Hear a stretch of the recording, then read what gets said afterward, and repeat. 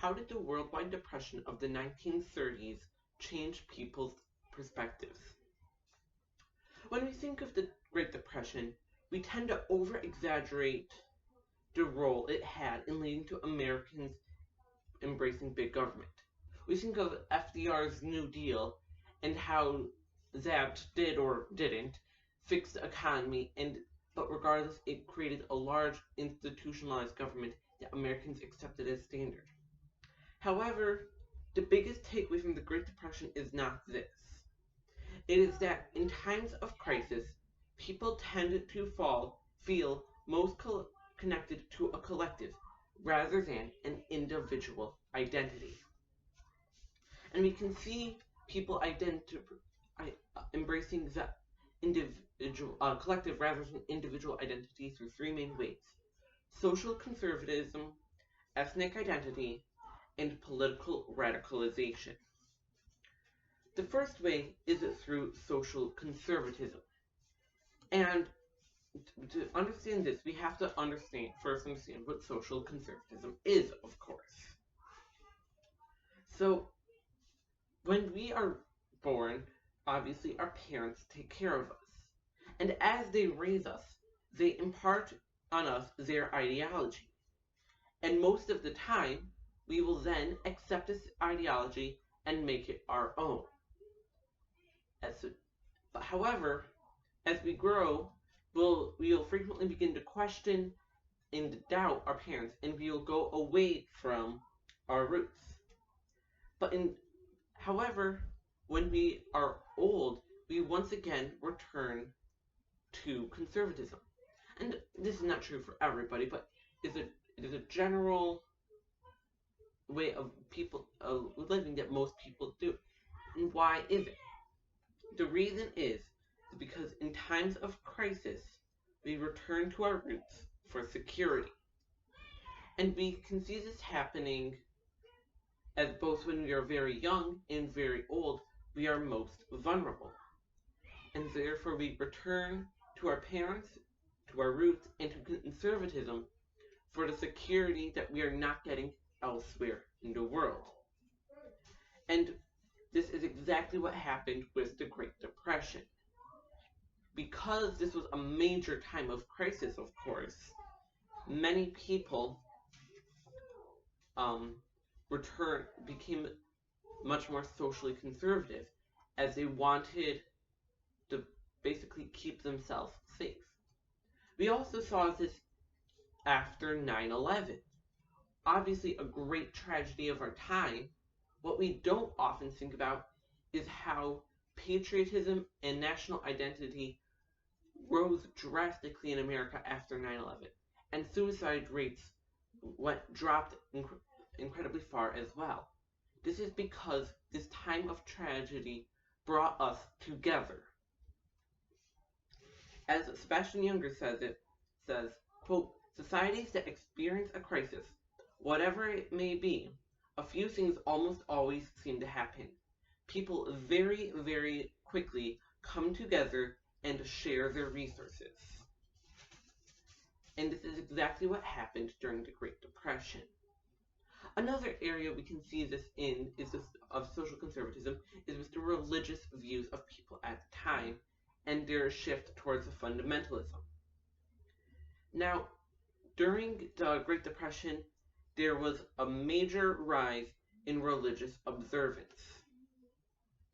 Because once again, people are turning to security for somewhere else. And so fundamentalism believes some important things that can help us understand the social conservatism. They believe there's only one way to heaven. All humans are flawed, and therefore we need Jesus, our Savior, who died on the cross, as the only way to be able to be saved. They have a very literal translation of the Bible, preferably King James Version. They believe there is a bodily resurrection, not just a spiritual one. They have placed great importance on the nation of Israel, believing that it is the place of God's chosen people, and they believe there is no room for debate about any of these principles. They are defined in the Bible, and they are firm. fundamentalist beliefs is basically a religious expression of the social conservatism that swept through America and the world as a result of the Great Depression.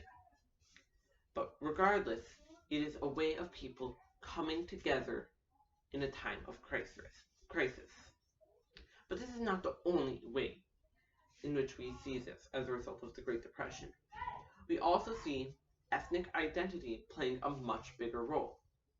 As I mentioned earlier, the national identity in America rose greatly after 9/11, another major tragedy. But this was not the only place that we see it. And during the Great Depression, seeing danger in exogenous ethnicities can increase social cohesion, and it's useful in protecting the individual. And so, during the 1930s, cultural traditions and folk music became much more popular. As Alex Lomax traveled the world, he took pictures and got high-quality recordings that were huge hits. These recordings of folk music and country music were able to exponentially increase their popularity. And we can see that people are returning to their cultural roots as a result of the Great Depression. But this also happened on a much greater scale and with whole countries, as we can see through the story of Gandhi in India. Now, even if Gandhi was basically Harvey Weinstein in a bathrobe, he still had a tremendous impact on Indian ethnic identity. He said that, quote, "Ours is one continual struggle against degradation thought to be inflicted upon us by the Europeans." And he sought to rediscover the Indian identity. That is why you will always see him going around wearing the peasant clothes and practicing ancient crafts. He also denied Western medicine, except, of course, when he got sick, but he fought for Indian independence, but this was not all positive. Because of his high view of Indians, became very racist against Africans. But even still, this demonstrates how ethnic identity was at the forefront of his, and soon to be much of India's, mind. It is clear that the Great Depression led to an increased sense of ethnic identity, which is another source of the collectivity that it brought about. And lastly, we see the Great Depression, yes, did bring about political radicalization, such as big government and extremist views. As we might have been talked about, the Great Depression, in the end of World War I, led many soldiers to turn to extremes. But the general population didn't accept it just yet. However, when the Great Depression hit, things quickly changed. 76% of people said they supported free medical care for the poor. Clearly, something that goes on with large government institutionalization that we deal with today. But also many in the world turned to fascism, socialism, communism, and other extremes. And those that didn't turn to them frequently supported them. Even Roosevelt, for example, said, quote, "I am deeply impressed by what Benito Mussolini has accomplished," end quote. One of the greatest presidents accepted Mussolini as a great person and his leadership. And why is this? Well, to understand how big government and extremist views were able to gain so much popularity, we can look to none other than Adolf Hitler. Now, Hitler's rise to power followed a fairly straightforward path. Well, for our purposes at least.